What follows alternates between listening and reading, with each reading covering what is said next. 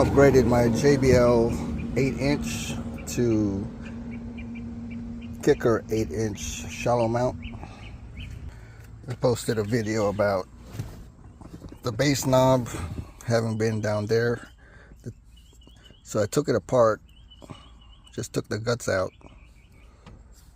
and put it right here so you can, change it, make it clean, look like factory. I probably need to put like some sort of indicator like min and max, like these dots. But yeah, it works.